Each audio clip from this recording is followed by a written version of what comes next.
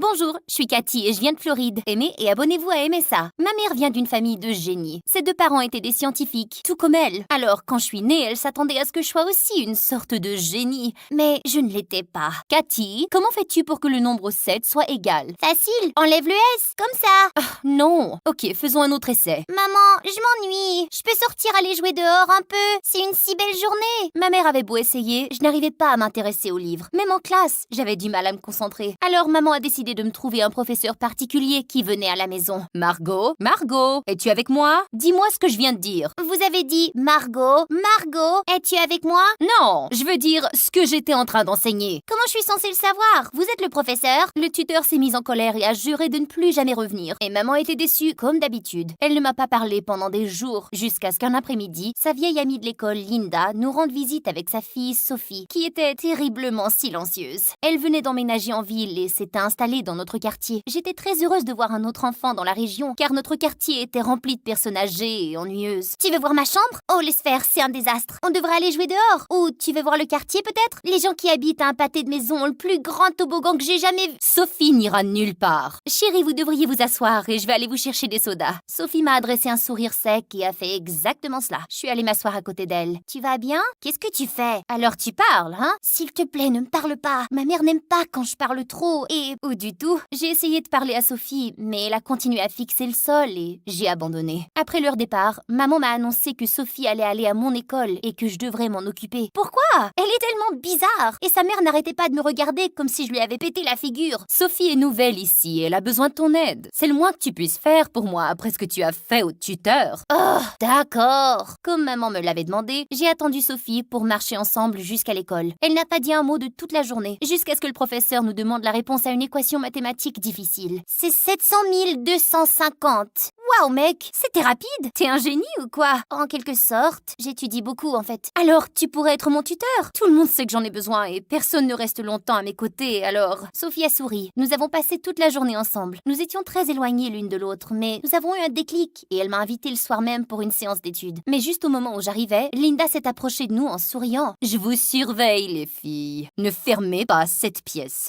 Bien sûr, Madame Linda, mère de Sophie. Vous savez ce qui se passe quand vous fermez la porte? Des monstres vont surgir de l'ombre et vous dévorer. Amusez-vous bien à étudier. Linda est partie, mais je n'ai pas pu m'empêcher de penser qu'elle avait l'air bizarre. De plus, pendant tout le temps où j'étais là, elle n'arrêtait pas de passer devant la porte en jetant des coups d'œil furtifs. Je voulais demander à Sophie si sa mère ne m'aimait pas ou quelque chose, mais je ne voulais pas la vexer, alors je n'ai rien dit. Mais le lendemain, maman avait une réunion d'urgence en dehors de la ville et a demandé à Linda d'aider. Oh, bien sûr que oui, elle peut rester. Pas de problème. Le travail passe avant tout. Dites-moi que c'était pas sarcastique, ça. Quoi qu'il en soit, j'étais heureuse de passer un peu de temps avec Sophie, mais dès que maman est partie, Linda a fait un sourire et est entrée en verrouillant la porte de l'intérieur. J'ai dû frapper la porte pendant des heures jusqu'à ce qu'elle ouvre. Quoi? Je suis juste allée te chercher un pull. Il fait froid. Vous m'avez fermé la porte au nez et vous êtes partie. Ce n'est pas vrai. Tu es une enfant ingrate, Cathy. Ta mère ne t'a pas appris à parler aux aînés, hein? Oh, c'est vrai, elle est trop occupée à travailler. Avant que je puisse répondre, Sophie est arrivée et m'a pratiquement entraînée. Ta mère est folle. Qui parle comme ça? Je suis tellement désolée. Depuis que papa nous a quittés, elle est un peu bizarre avec les autres. Ignore-la, d'accord? Quoi qu'il en soit, as-tu faim?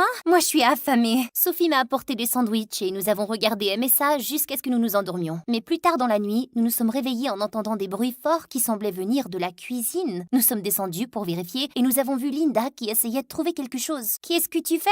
Oh non! Je vous ai réveillé. J'avais si faim, alors je voulais faire de la lasagne. Retournez vous coucher. Qui fait la cuisine à 3 heures du matin? Moi! Sophie et moi sommes partis, mais nous n'avons pas pu dormir et étions super épuisés le lendemain. Je ne savais pas c'était quoi son problème, mais Linda est devenue de plus en plus bizarre au fil des ans. Mais Sophie et moi sommes restés les meilleures amies du monde. Alors que je cherchais encore à savoir ce que je voulais faire dans la vie, elle avait déjà l'intention de devenir écrivaine. Regarde ce poème que j'ai écrit. Je ne pourrai jamais expliquer ce que tu représentes pour moi, pour avoir partagé mes joies et mes peines. C'est magnifique, tu crois? C'est pas encore terminé, mais je crois que la poésie est ma vocation, Cathy. Je ne veux pas perdre ma vie à étudier. Je pense que c'est génial. J'aimerais savoir ce que je veux faire aussi. Je suis sûre que tu vas le trouver. Eh bien, j'ai essayé, mais c'était plus difficile que je ne le pensais de trouver une passion. J'ai essayé d'auditionner pour le club de théâtre, mais j'avais du mal à mémoriser les répliques. L'art était ennuyeux et le cheerleading demandait bien trop d'efforts. J'avais presque perdu espoir jusqu'au jour où un ballon de foot m'a frappé en plein sur la tête. Hey, attention, abruti! Passe le ballon, bébé, on attend. Oh, vraiment? Viens le chercher! Au moment où l'un d'eux s'est avancé, je l'ai esquivé et j'ai couru tout droit vers le touchdown. Tout le monde m'a regardé les yeux écarquillés et l'entraîneur m'a suggéré d'essayer de faire partie de l'équipe de course. Je n'étais pas sûre de réussir, mais j'ai fini par dépasser tous les membres de l'équipe, même les garçons. Au lycée, j'étais assez bonne pour participer à des tournois. Après que notre équipe a remporté l'une des plus grandes compétitions sur piste, nous avons fêté ça en allant à un concert et j'ai invité Sophie à en faire autant. Je ne sais pas, je veux dire, je n'ai jamais vraiment veillé si tard et maman ne le permettrait jamais. Alors on va se faufiler. Allez, on est au lycée et on devrait s'éclater. Qu'est-ce qui pourrait arriver? Que je t'assassine et que je cache ton corps? Ou tu pourrais être un zombie déguisé? Ça serait quelque chose. Sophie et moi sommes partis avec l'équipe et nous nous sommes éclatés au concert jusqu'à ce que je parte chercher à boire. Et quand je suis revenue, Sophie n'était pas là. J'ai commencé à la chercher frénétiquement et j'ai essayé de l'appeler, mais je n'arrivais pas à la joindre. J'ai informé la sécurité et en quelques minutes, toute une équipe s'est mise à sa recherche.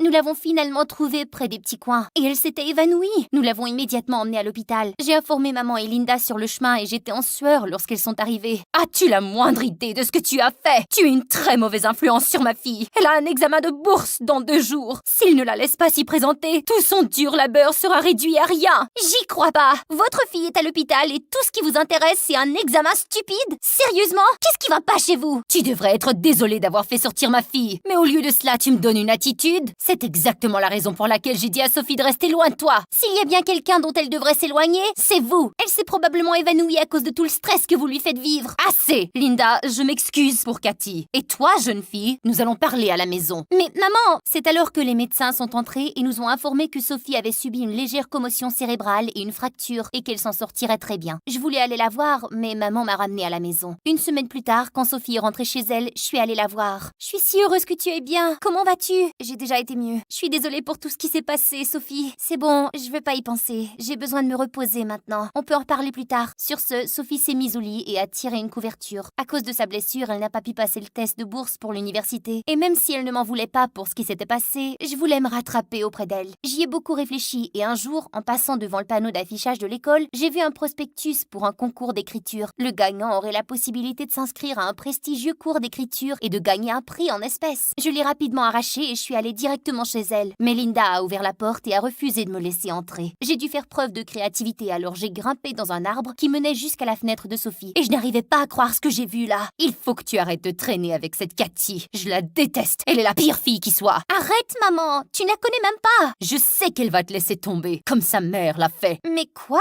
Rien. Ils sont tous pareils. Tu dois être meilleure et plus intelligente. Obtiens un meilleur emploi, une meilleure université et plus d'argent que Cathy. Ce sera la revanche parfaite. En disant cela, Linda s'est retournée et est partie. Elle était pire que je ne le pensais. Et qu'est-ce qu'elle a dit à propos de ma mère? J'avais tant de questions en tête quand soudain la branche sur laquelle je me trouvais s'est cassée. Heureusement, j'ai attrapé le rebord de la fenêtre juste à temps. Qu'est-ce que tu fais ici, Cathy? Je me balance. Tu peux m'aider? Oh, j'ai eu chaud. Tiens, prends ça. Qu'est-ce que je vais faire avec ça? Tu dois poser ta candidature. C'est ton rêve depuis toujours, Sophie. Non, je n'ai rien à faire. D'ailleurs, maman, tu ne peux pas laisser ta mère définir ta vie à ta place. Tu dois être forte et donner une chance à tes rêves. Pourquoi tu t'en fais? Parce que tu es ma meilleure amie et je veux que tu sois heureuse. Même si ça signifie aller à l'encontre de ta mère, qui est terrifiante en passant.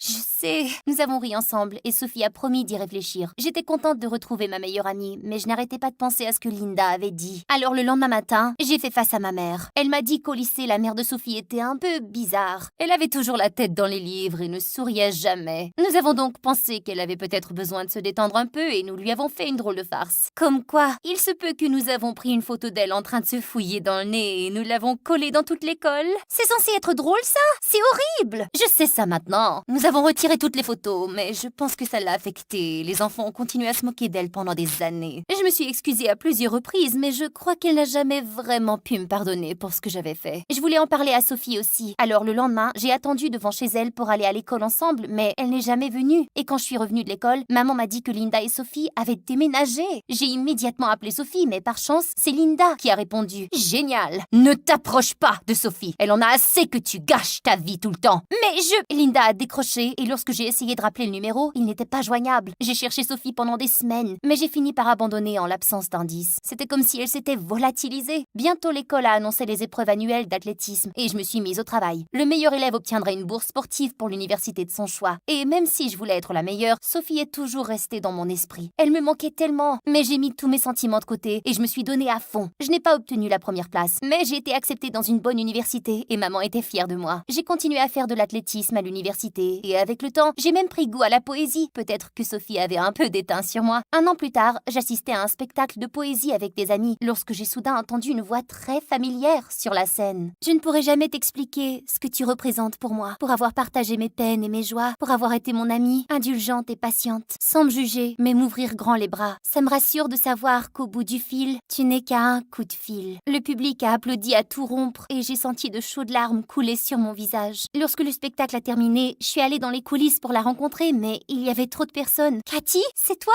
Oh mon Dieu! Je suis si heureuse de te voir! Et ce poème, je l'ai terminé et je te l'ai dédié en fait. Mon Dieu, tu m'as tellement manqué. Moi aussi. Et je suis si heureuse que tu as suivi tes rêves et que tu as finalement convaincu ta mère. Ah, pas tout à fait. Sophie m'a raconté qu'après leur départ, sa mère a été diagnostiquée comme souffrante de troubles bipolaires et a dû être admise dans un établissement psychiatrique. Elle n'avait pas d'autre famille, alors Sophie a dû abandonner l'école et trouver un emploi. Je suis vraiment désolée d'entendre ça. Pourquoi tu ne m'as pas appelée? J'aurais pu t'aider. J'ai essayé de t'appeler, mais je suppose que tu avais changé de numéro. Et puis j'ai été occupée avec le traitement de maman. Il n'y avait pas vraiment de bon moment. Si cela peut t'aider, je suis ici maintenant. Et je suis désolée pour ce que maman et ses amis ont fait à ta mère il y a toutes ces années. C'était affreux. Ça fait longtemps de ça. Je savais que ma mère n'était pas comme les autres, mais elle faisait de son mieux pour être là pour moi, à sa propre manière, tu sais. Mais après son diagnostic, j'ai réalisé que la vie est trop courte pour garder des rancunes et ignorer ce qui nous rend vraiment heureux, tu sais. Maintenant que ma mère va mieux, j'ai enfin décidé de poursuivre mon vrai rêve. Je suis tellement fière de toi, Sophie. Que dirais-tu de recommencer? Cette fois, laissons les mamans de côté, d'accord?